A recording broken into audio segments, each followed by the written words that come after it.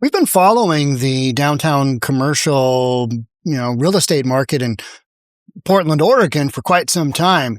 Today, this is a doozy, and this is kind of part two of Big Pink. One of the biggest buildings in downtown Portland has sold for a massive discount of 88% since 10 years ago. Went from $372 down to $45 million. What does that do? And that's what we're focusing on today. The tax revenue loss from assessed value drop like that. And then all of the other property owners in Portland, in this market that have commercial buildings, well, that one sold for 88% less. Mine's got to be worth less too.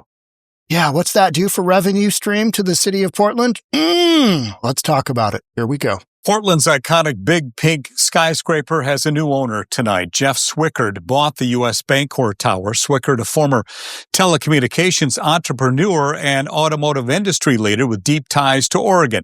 He paid cash for the property, a move he says is part of a broader investment strategy with the goal to help revive the energy, creativity, and optimism that once defined the heart of the city, he said. Portland Mayor Keith Woodruff hailed the sale as exactly the kind of commitment and optimism Portland needs. In a statement to K2, he said, the city is ready to work alongside Jeff to support tenants, boost confidence, and ensure that downtown remains a great place to live, work, and build. Yeah, that's pretty. So that is the official policy. That's what the mayor's got to say, right? He's got to be go, go, go, go, because he's got to promote his city. It's the greatest place ever to have an office complex.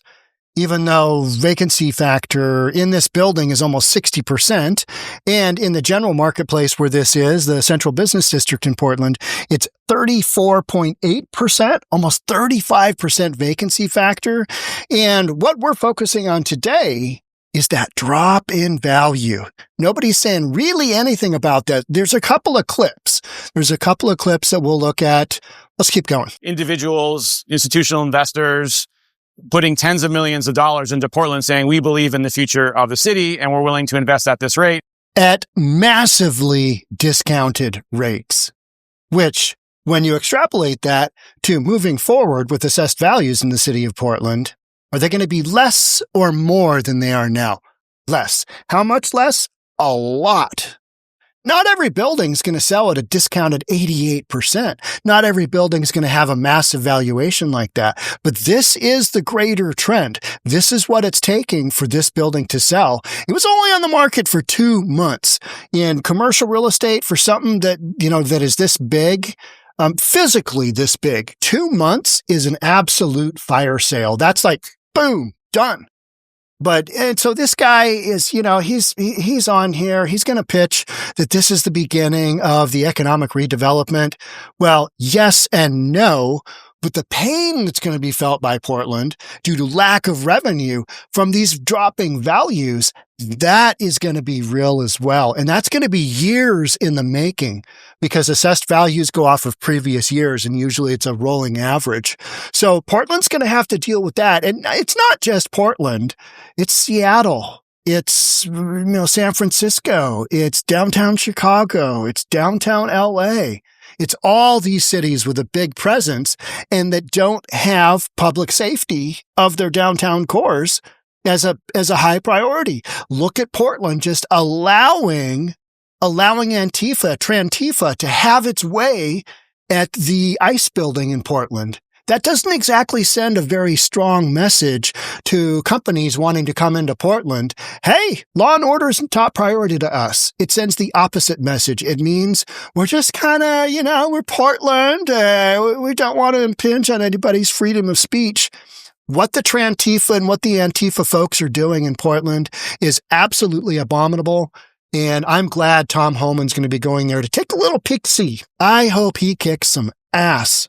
Let's keep going now. Let's hear what The Economist has to say. And from there, that's how growth cycle starts. We've been stuck at the bottom because we needed this activity. This will be the beginning of the recovery. Sales like this, what kind of impact do they have on the economic recovery of a city? Massive. Yeah. So, what we need as a city is economic development or growth. And that starts with dollars coming into the region that don't exist here today. The bad news is the possible impact that the reduced market value of the property has on property tax collections for Portland and Multnomah County. But he believes the long-term good news outweighs that.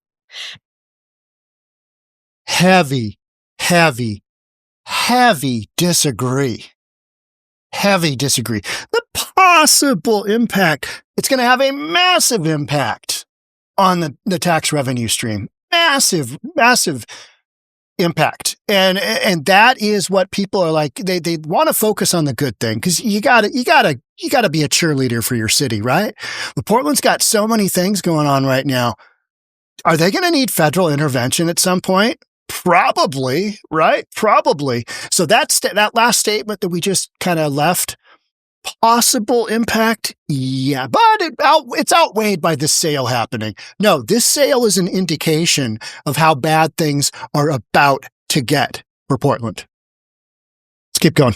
And the challenge now will be what to do with the building. The sale advertisement for the building last month said it was 55% vacant. It has more vacant space than some entire office buildings downtown. News release on because it's big. Plans to modernize and transform the tower and its adjacent plaza as a premier office destination. Seattle-based Unico Properties is still going to manage the building, though. And we're hearing from a lot of you. Username PDXLover on our website. Okay, here we go.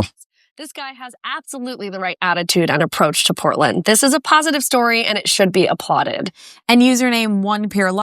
Well, yeah, look, before we get into this one, which is what I want to focus on here right now, is this should be applauded. A drop in values of 88% should be applauded. Okay, think that one through there. Yes and no. It's sold. But at what cost? And that's what we're talking about. The cost to Portland from lack of taxes won't be coming in. All right, let's look at this one here. We'll let them do their commentary. Logic says 88% drop in valuation. Incredible. Say adios to commercial real estate property taxes, Portland. You can join the conversation right now on our website. That's all I'm saying as well. 88% drop in valuation. It's 12 points off of zero, going to zero. That's worth nothing. It's worth nothing. $45 million is nothing for a building this size. It's absolutely like, what? What happened? It went for how much? So a guy like this who's got 60 car dealerships, he can stroke a check for $45 million. He's probably got some partners in on the deal, and he can sit on it and get a little bit of income coming from whatever tenants are left, and he'll do okay. Got to remember, somebody paid $372 million and said, you know what? If we have pretty good occupancy, we can make this run. So to go from 45 to 372, it doesn't take a lot of movement to make his investment worthwhile. But when you've got 35% vacancy, so a third of every single space in this marketplace in the downtown Portland business district is vacant. So in order to attract those tenants, he's going to have to do something pretty special to turn this bad boy around and make people want to go into this area of Portland, which has been historically, shall we say, weak on public safety. Street level safety factor, not strong in Portland. Got a bunch of whacked out nut jobs, doing drugs, doing crazy weird things, running around. I mean, I did a podcast not long ago. It took the city 3 days to chase down a homeless dude with no shirt running around with a knife. Took him 3 days to realize, but you know what? Maybe just de-escalating the situation isn't great. We need to get this guy into custody because he's a nut job. Well, Portland's got tons of those. Tons of whacked out people because they decriminalized drugs and they said to everybody, hey, Portland is where you want to come. If you want to do drugs as a lifestyle, we're your guys. Come on to Portland. So they built it. And the whacked out nut job, homeless drug addicts came and they're there. That's how that goes. Or on our social media pages. So I think something really interesting about the owner, he went to U of O, so he has some connections. And so if you listen to the rest of this interview, it's a lot of rah stuff.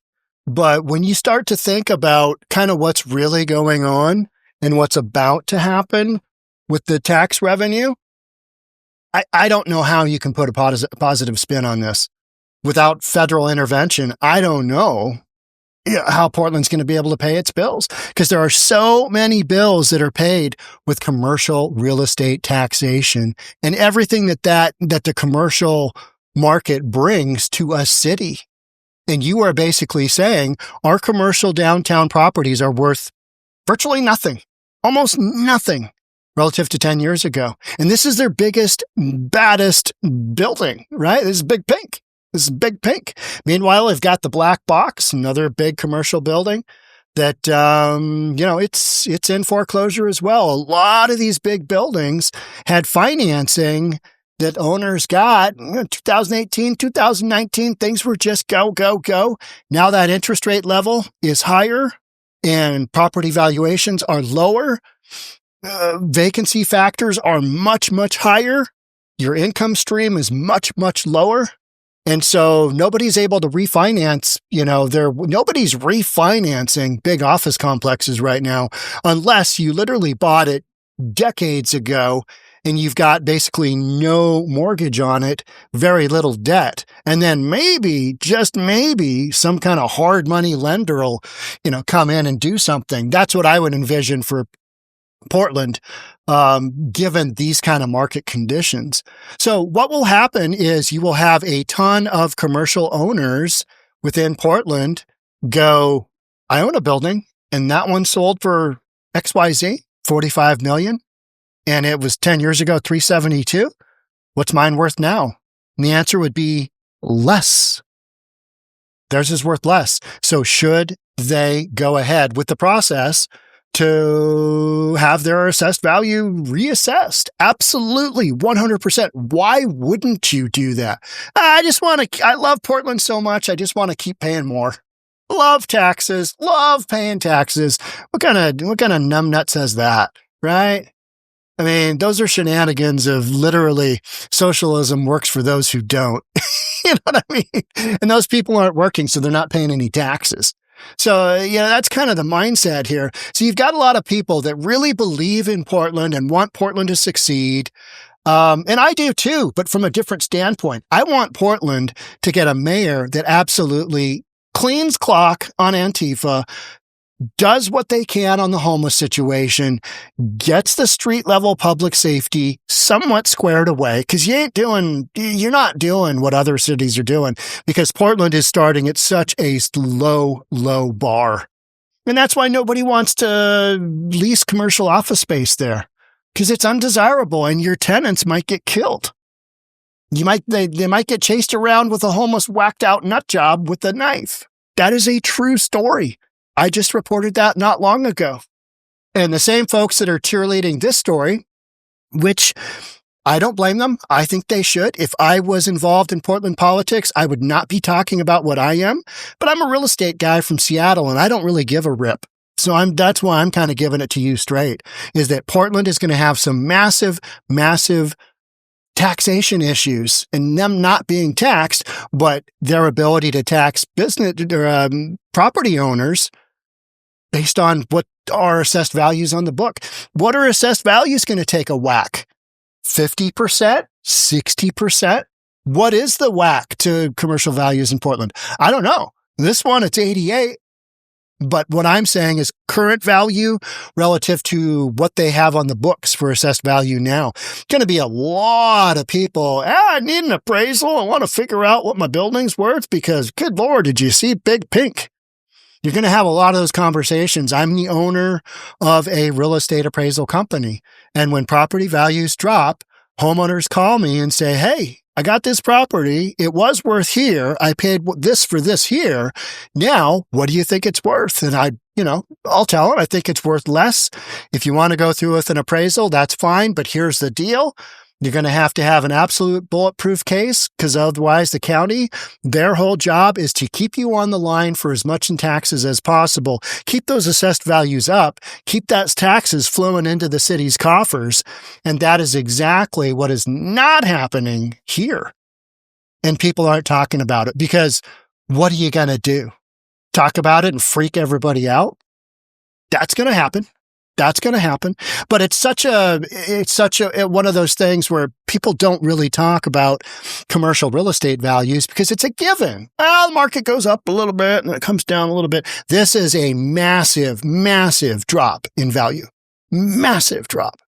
And from that standpoint, you're going to have a massive drop in tax revenue. And Portland is already hurting. It's already hurting. And you got Tom Homan coming into town. He's going to take a little look-see at the ICE building. You got a bunch of factors. You got sanctuary city status that Trump is going to be looking at. Hey, Portland. And he likes to point out Portland because Portland is just the redheaded stepchild that, it kind of wants to do its own thing. And yet, from a political standpoint, Portland might as well just pull out, a gun and shoot themselves in the foot. That's what they're doing. Take care of business at the ICE building. Take care of business, public safety on the streets. Make the city safe. Make the city clean. But you don't have the tax revenue dollars to do that right now. And in the future, it's going to be even less.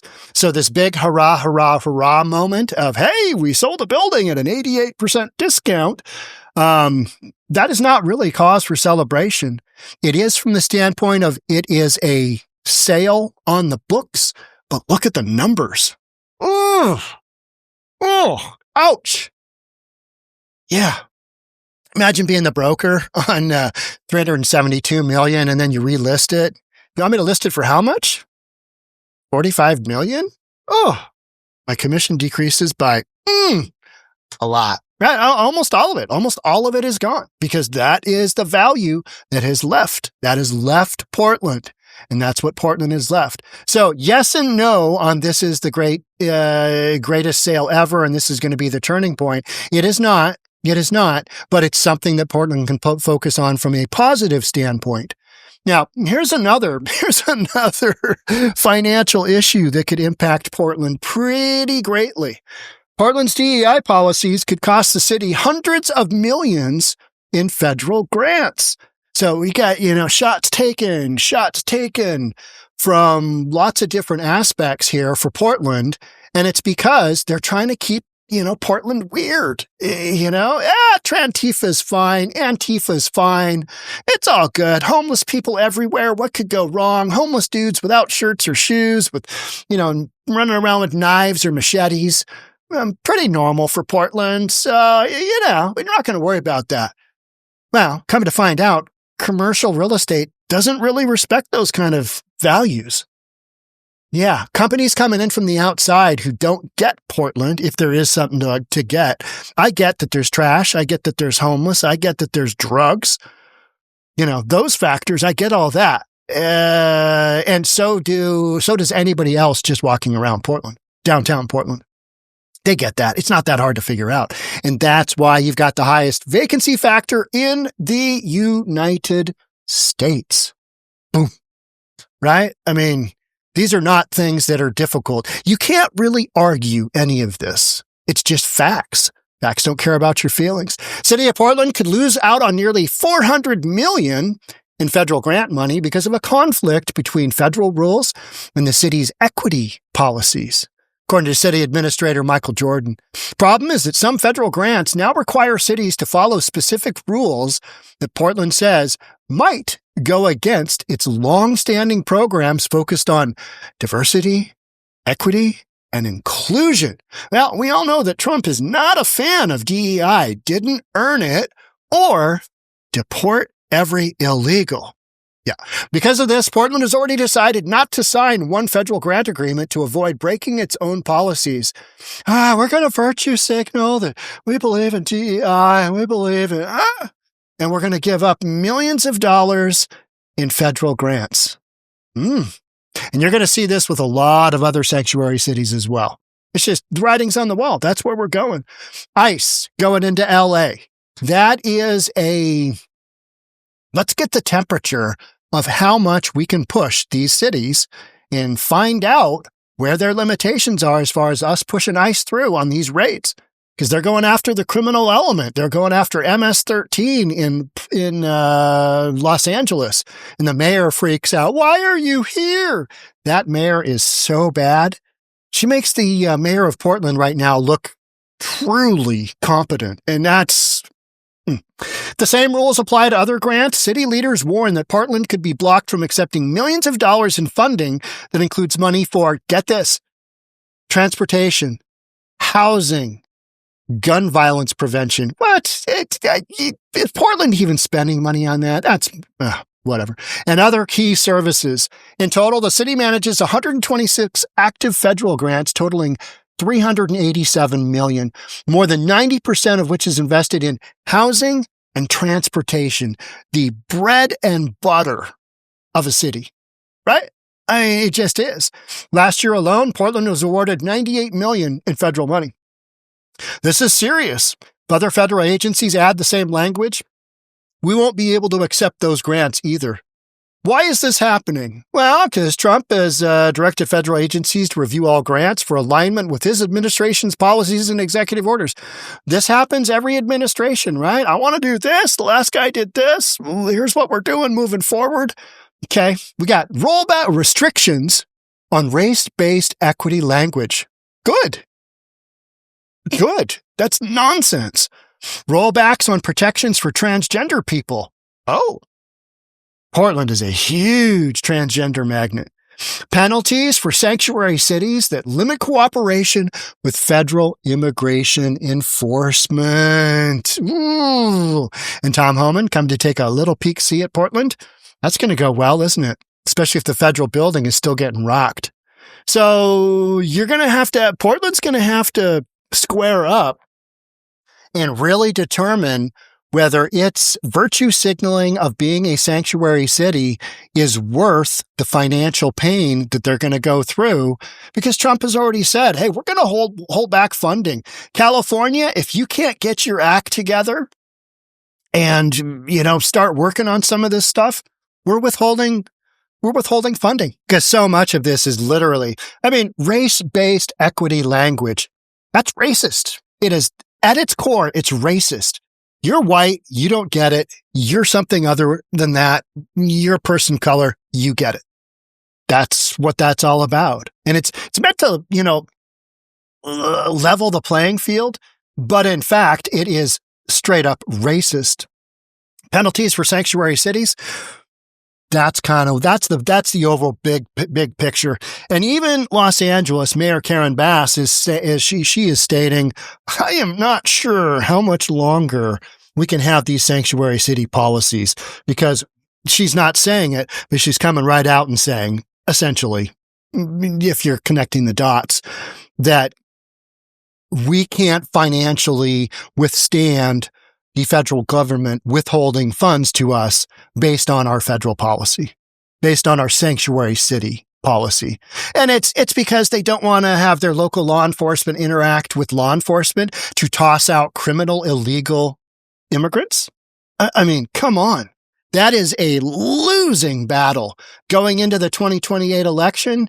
That is a loser. Those are loser arguments, because the rest of the country kind of looks in and goes on these big sanctuary cities. What are they doing? Why are they protecting the criminals? Why are they protecting the criminals like that? What is going on here? This makes no sense. And the sanctuary cities try and sit behind the fact that, well, a lot of these people have been here a long time and they're not criminals and, yada, yada. You got to have borders. No country in the world doesn't have borders that's a legit country. It's just a thing. It's just a thing. Fact that I saw that was super interesting was that in order for ICE to toss out as many people as Biden brought into the country illegally, they would have to up their arrests from 3,000 criminal illegals a day to 7,000 criminal illegals a day in order to offset all the folks that Biden brought into the country illegally. So they'd have to more than double 3 to 7. So that kind of gives you a scale of the numbers of just how crazy immigration was under Biden. He did everything he could to just allow the country to literally have an insurgency. It was just a massive insurrection into the country by criminal, illegal aliens. So is Portland going to pay the price? Well, we know their commercial real estate is right now, but for a bunch of other factors, some of them tied in. And what does this look like down the road? Portland's going to have a rocky run, period. No doubt about that. You can't say anything about that. And I believe it's going to take a strong leader, and Portland isn't going to vote for a strong leader because they like to have, shall we say, less than strong leadership. That's like, we love everybody. Well, that ain't going to work getting yourself through a real crisis like you've got here in Portland. But whatever, this is what the people of Portland want. Portland consistently votes blue, and you're never going to get there with, this far left policy going on. Never going to happen. Even a centrist policy isn't going to work because you need to go hard right in order to bring things back to somewhere in the middle. And for Portland, that's still going to be far left. So you're watching the impact of, the impact you're seeing in the real estate market. A lot of that has to do with local policy and how they haven't taken public safety seriously. And companies have said, Portland, Oregon? I don't think so. We're going to go anywhere else but Portland, Oregon, except for a local guy here. He's investing. So, all right, that's it for me on this one. Thanks so much for being here. I'll see you on the next one. Bye for now.